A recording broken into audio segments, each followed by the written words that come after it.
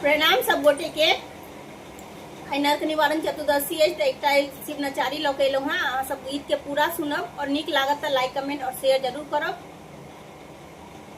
एक दिस छिल के गंगा नीर दोसर भस्म भरल शरीर। एक दिस छिल के गंगा नीर दोसर भस्म भरल शरीर। तेसर ठाढ़ा छथिन मैना के आंगनमा गौरी के सजना माना। तेसर ठाढ़ा छथिन मैना के आंगनमा गौरी के सजना माना। एक हाथ डमरू के डिमकाई माथे जटा विशाल बढ़ाई।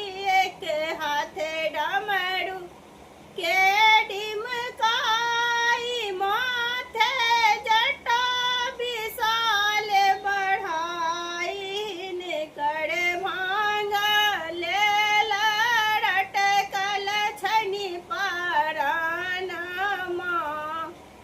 गौरी के सजना माना। हिनकर भांगल लटकल छनि परानमा गौरी के सजना माना। अपने बसहा छथि असबार राखल घर आनई द्वार। अपने बसहा छथि असबार अरे राखल घर आनई द्वार। संगे गौरी रखता कोने ई भावनमा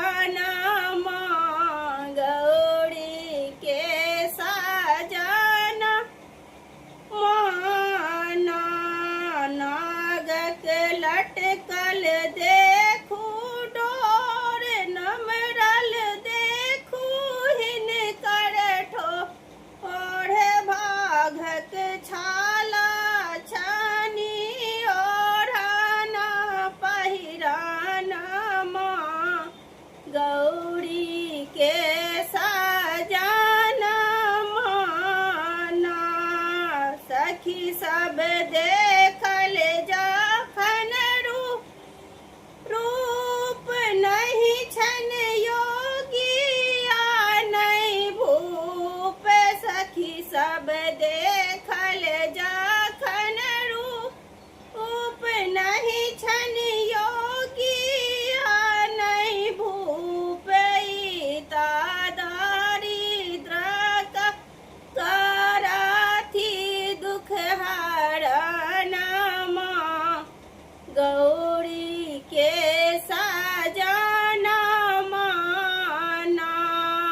एक दिस छिल के गंगा नीर दोसर भस्म भरल शरीर। एक दिस छिल के गंगा नीर दोसर भस्म भरल शरीर।